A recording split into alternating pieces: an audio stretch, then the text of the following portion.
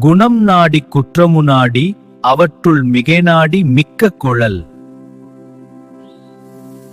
ஒரு பர்சனை பத்தி முடிவு பண்றதுக்கு முன்னாடி அவங்க கிட்ட இருக்கிற நல்ல விஷயத்த குணம் பார்க்கணும். அவங்க கிட்ட இருக்கிற கெட்ட விஷயத்த, அதாவது குற்றத்தையும் பார்க்கணும்.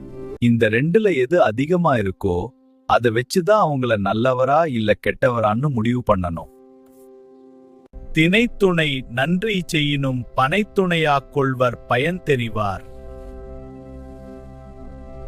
ஒரு பர்சன் நமக்கு பண்ணின உதவி பார்க்கிறதுக்கு ஒரு திணை, தட் இஸ் மில்லட் மாதிரி ரொம்ப சின்னதா இருந்தாலும் அதோட வேல்யூ தெரிஞ்சவங்க அத ஒரு பனை மரம், தட் இஸ் பாம் ட்ரீ மாதிரி ரொம்ப ரொம்ப பெருசா நினைப்பாங்க. அவங்க செஞ்ச உதவியோட சைஸ் முக்கியம் இல்ல, அந்த டைம்லி ஹெல்ப் எவ்வளவு முக்கியம்னு புரிஞ்சுகிட்டு பாராட்டுவாங்க. உதவி வரைத்தன்று உதவி, உதவி செய்யப்பட்டார் சால்பின் வரைத்து. ஒரு பர்சன் நமக்கு பண்ணின உதவி எவ்வளவு பெருசுன்னு அந்த உதவியோட சைஸ வச்சு பார்க்க கூடாது. அந்த உதவியை வாங்கி கொண்டவர் எவ்வளவு நல்ல பர்சனா இருக்கிறாரோ அவர் அந்த உதவியை ஒரு பெரிய பாக்கியமாக நினைப்பார். உங்களுக்கு பிடித்த திருக்குறளை கமெண்ட் பண்ணுங்க.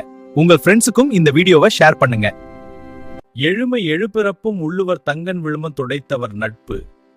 தன்னுடைய துன்பத்தை போக்கிய ஒரு பர்சனின் நட்பை இந்த பிறவியில் மட்டுமல்லாமல் எடுக்க போகும் 7 பிறவிகளிலும் ஒருவன் மறக்காமல் போற்றுவான்.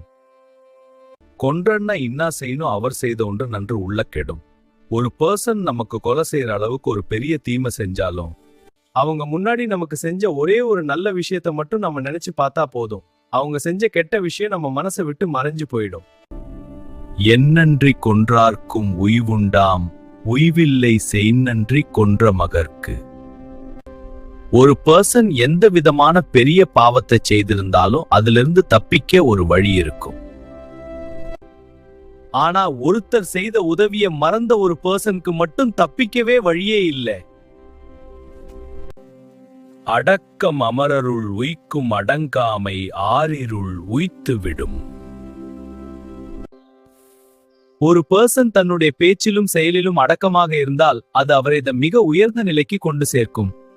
ஆனால் அடக்கம் இல்லாமல் இருந்தால் அது அவரை வாழ்நாள் முழுவதும் தீராத துன்பம் என்ற இருளில் தள்ளிவிடும். காக்க பொருளா அடக்கத்தை ஆக்கம் அதனினும் கில்லை உயிர்க்கு. ஒரு பர்சன் அவங்க லைஃப்ல எல்லாத்தையும் விட ரொம்ப முக்கியமா அடக்கத்தை ஒரு பெரிய சொத்து மாதிரி காப்பாத்தணும். ஒரு மனுஷனை உயர்ந்த இடத்துக்கு கொண்டு போக அந்த அடக்கத்தை விட பெரிய ட்ரெஷர் வேற எதுவுமே கிடையாது.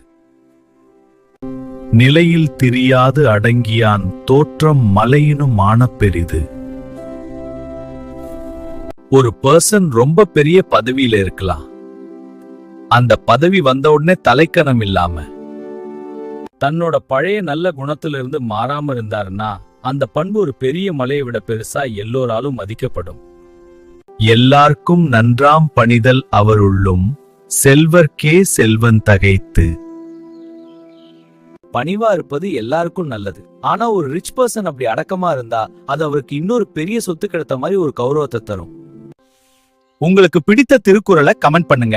உங்கள் ஃப்ரெண்ட்ஸுக்கும் இந்த வீடியோவை ஷேர் பண்ணுங்க. ஸ்க்ரோல் பண்ணாதே, சப்ஸ்கிரைப் பண்ணு. பார்ப்போம், படிப்போம், அறிவில் முன்னேறி பரப்போம்.